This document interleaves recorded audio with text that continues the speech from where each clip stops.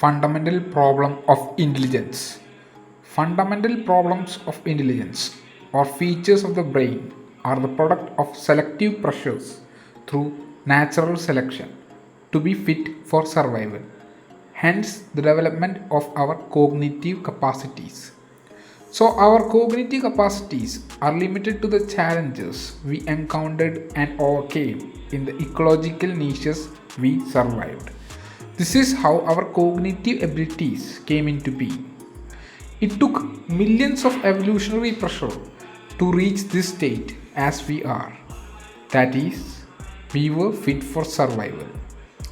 Many were not. The same goes for other species. If you don't know what the word fit means, the fit means it is not the best or the worst, the strongest, the most powerful, but rather the one who is fit or suitable to survive in those ecological niches or environments across time. So, our cognition is specialized to meet the challenges or demand of the ecological niches we lived in.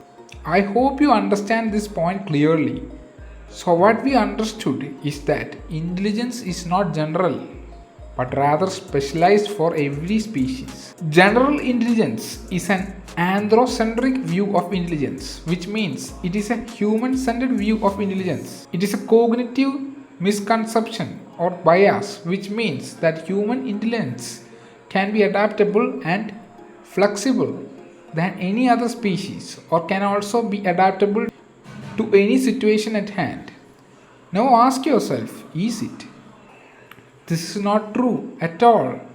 Human beings are fundamentally ultra-social animals, which means our features are primarily wired for socialization, cooperation, and communication. This means a single human individual cannot survive alone in any ecological niche, but rather have to rely on the collective intelligence of human beings to survive. It's the collective intelligence that helped us navigate through environmental conditions that were harmful to us. It is due to the collective intelligence we were able to create tools, shelters, clothing required to live various habitats, even managing to be able to fit in habitats that are inhospitable to our body temperature, which is 37 degrees Celsius. If we were to live in an environment that is too cold or hot, it could cause harm to our health. The hospitable habitat for humans are African savanna or forest regions where the temperature is around 20 to 25 degrees Celsius. That is the place Homo sapiens emerged, which is the ideal temperature for human comfort and performance. And the temperature one wants to live also depends on preferences and biases. That's why it is not good for humans to live in areas where it is too cold or too hot, which will cause severe health issues because we are not fit to live in those habitats. Then there is genetic variation among human beings, which constitutes neurodivergence and cognitive variance, which will exhibit genetic predispositions. So, one may lack certain natural proclivities for solving certain tasks but may fail to solve tasks misfit for their cognitive profile. So, when we humans complement each other's strength and eliminate or reduce our vulnerabilities, we were able to fit in the ecological niches we lived in. So, I hope I cleared the misconception of why human intelligence is never generally intelligent. Is our collective intelligence general? Not at all, they are specialized intelligence. Then why do some scientists call us humans generally intelligent? It is a cognitive bias. We have to understand we are constrained by our cognitive capacities.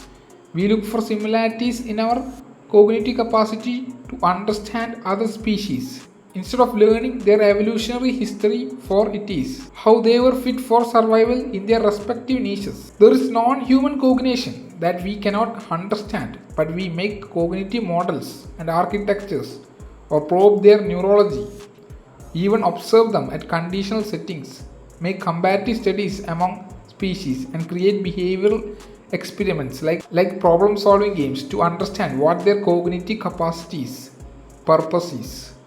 But what if it is entirely foreign to us or incomprehensible to our cognitive capacities? Then it is quite challenging or maybe impossible to understand.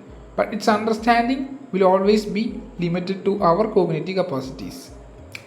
Hence, that is why we cannot say we are general, because there will always be nth cognitive capacity we have not discovered yet, or unknown to us, or even incomprehensible to us. So there is no such thing as general intelligence, but rather specialized intelligence. Then comes the second part, societal or cultural predisposition of what intelligence is. We have to understand we are constrained by cognitive capacities, but also we are constrained by how intelligence is valued across cultures or society. What one culture values as intelligent is not what other values as intelligence.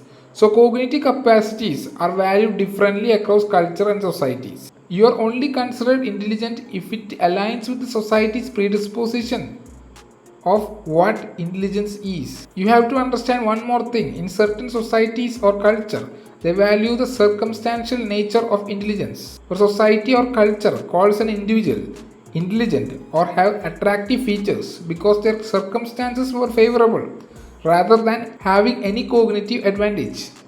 These can be seen in Western and Eastern societies.